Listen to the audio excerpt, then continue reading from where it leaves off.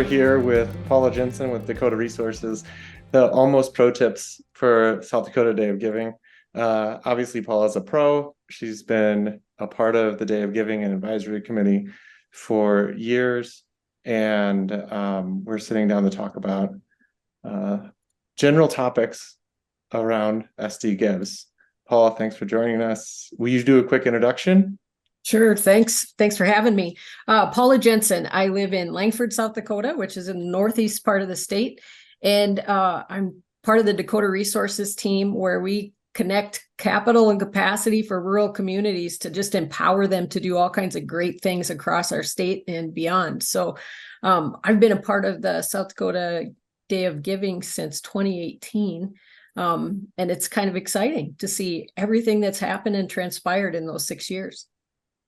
Paula, the Dakota Resources has used the Day of Giving for one purpose, single purpose, up to this point. Will you talk about that purpose and what's changing this year?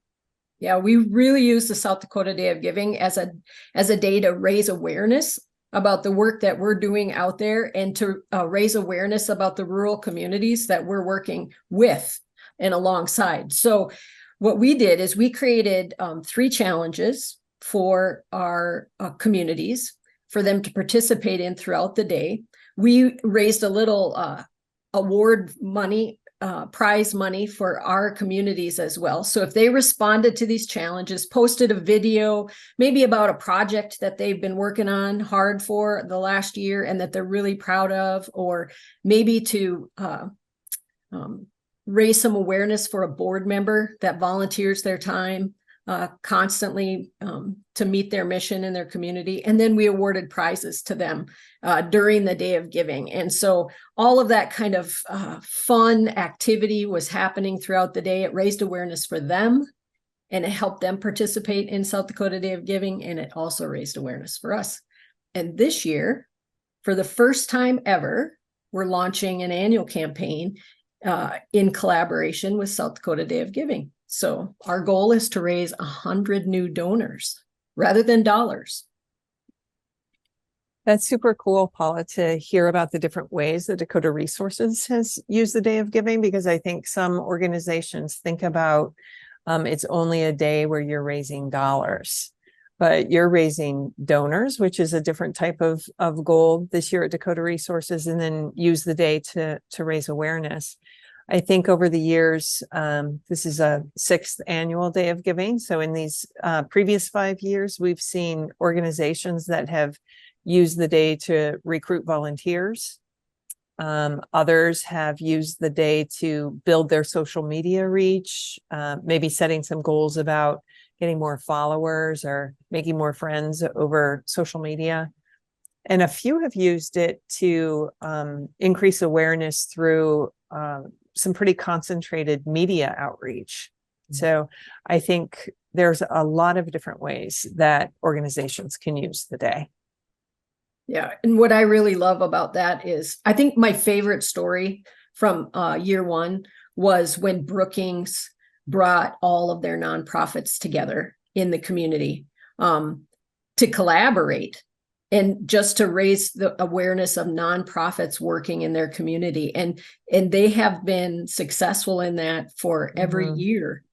And they've also inspired other communities like Watertown and Aberdeen to do the same thing. And it's exciting.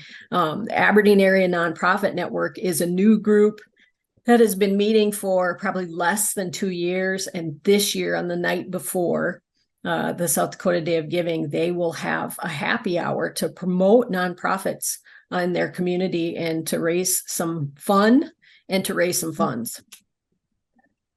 Fundraising might be another goal that an organization could have for the Day of Giving. But what a really neat thing, because at SD Gives, we talk about this is a day about generosity. And sometimes across the state, we can see nonprofits feeling a little competitive, this idea that funding is limited. But this is a day, I think, that we recognize the more we lift up all of us in the nonprofit sector, and raise awareness and talk about the important work that's happening across the state, donors are responding. And so every year, organizations report that they're raising more volunteers, raising more dollars, and increasing awareness. Matt, do you have a favorite Day of Giving campaign or activity that you've seen nonprofits do? Well, let me think more about that. But I wanted to ask Paula, when you think of the practical steps to creating a successful Day of Giving, we have the worksheet that is available online, and we have some training tips from the past. But what are if there are 3 steps that you think are critical for nonprofits to start off with? Obviously, you guys at Dakota Resources made the very specific decision. You weren't going to focus on raising dollars. You're going to focus on volunteer engagement. And now you've made that, you're doing the dollars 6 years later. That obviously was a very specific decision. I think that's one of the things, Kelly, you're referencing, that very clear, focused objective of the day is super important, and being able to articulate that in a very concise way. So those are a couple, but other specific steps that you would recommend to folks that are tuning in? Yeah, if I'm going to say 3 steps, I'm going to say number 1, it's about gathering your crowd or creating a team around this day. Don't do it alone. Whether it's other nonprofits or whether it's other people within your nonprofit organization, everybody has unique skills that they can bring to the table to make this really successful. Create a team, number 1.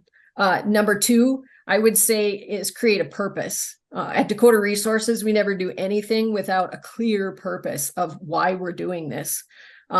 Whether that's to raise dollars, to raise awareness, to just get people driven to our website. Whatever that purpose is, be clear about it in all your communications. And then I think really the third one is, how are we going to uniquely connect with our partners or our target audience for that South Dakota Day of Giving, and be creative, right? We've seen some really fun things over the last 6 years, like people dressing up like a tube of toothpaste, or somebody dressing like Elf on a Shelf. And it's kind of fun to see all of those things that happen, and that you can learn about what they're doing through a lot of fun. That's a great point and great memories. Paul ran at Huron Regional Medical Center, Elf on the Shelf. And so, Kelly, to your question about favorite, I think there are 3 things that come to mind. On the third one, I need your help, though. The first is that the prizes. The prizes, I think, there's an organization that their executive director ensured that every board member had the opportunity to give. And in fact, one of the organization's executive director really worked at and went in person to a board member that has been a part of the organization for years and had not financially supported up until that first year of the Giving Day. And I happened to be in the office when the executive director walked in, and had just walked in with a $20 bill. And that was the first time that board member had made a gift. The other 2 come to mind are donuts that were created, I think, by MB in Sioux Falls, and they had donut sale and a celebration in the morning at downtown Sioux Falls, and their donuts spelled SD Gives, among other things. And then wasn't it in the Black Hills, Kelly, that there was the challenge with political there's a event that brought together politicians and the nonprofit sector, and I can't remember the details of it, but that definitely was one that was creative and got people together in the evening. You know, Matt, I think it's a good point that some of those activities that you're mentioning are tied to the prizes. So on the website, SD Gives has outlined what prizes will be available both on the day of giving and the weeks leading up to the day. So it's a great thing for organizations that are participating to take a look at those prizes, because many of them are really set up to help organizations just have an excuse to do something, like go to your board members to make sure that you get 100% board giving, or engage with politicians or businesses in your community. So it can be a nice way to approach somebody, a politician, a board member, a business, and say, we're participating in the South Dakota Day of Giving. And if we do this thing, we have an opportunity to win a prize. So worth reviewing the prize structure. I think in addition to the 3 things that Paula offered about taking the steps, and then alluded to this 4th one, have some fun with it.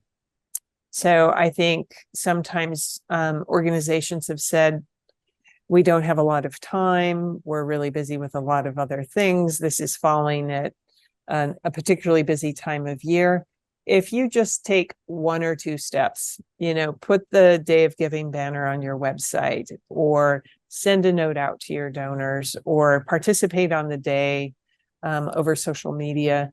Don't be intimidated by creating a really elaborate type of campaign. You don't have to it can be really easy to participate. So don't be intimidated by all of the possibilities, just step into it and have some fun with it. Paula, do you have a favorite prize? Favorite prize? I always like the golden ticket prizes, right? Because everyone gets really excited about when are they going to draw, or when are they going to draw, right? They're scrolling through social media, trying to just wait for that big golden ticket prize. And I think that's one piece of it, right? Is that you get a little bit of prize money, and it's exciting then to celebrate with that nonprofit who sometimes we've never heard of before. And it's fun to learn something new about them. And it becomes this community online, right? Where everyone's cheering each other on and congratulating each other. So I think that's maybe my favorite one. There's some cool hashtags out there though, too. Yeah. And the prize for the most creative hashtag is back this year. So nice. Something that you might want to be thinking about early on, and put some thought into that hashtag. I really enjoy on the day. We have just some silly things planned around, show us the office pets or mascots, that kind of thing. And it's a different way that we learn about all of this important nonprofit work that's happening across the state. Some of it seems a little bit silly, but it is a way that we get to know more about the organizations that make up the nonprofit sector in South Dakota. As we wrap up, Paula, other words of advice to maybe folks that are starting out, this is their first year or second year? Yeah. It can be really simple. It doesn't have to be hard. Just get registered by October 16th, I think is the biggest thing. That's the first step. Get registered. And that value of generosity, I think, is what holds this all together. We have that in South Dakota, that value of generosity, and we can all be a philanthropist on that day. And that excites me, right? When I can designate my amount of money that I'm going to give that day to some of my favorite nonprofits and lift them up as well. So get out there and participate in any way you can. Thanks, Paula. Thanks for joining us, and good luck with this year's Day of Giving.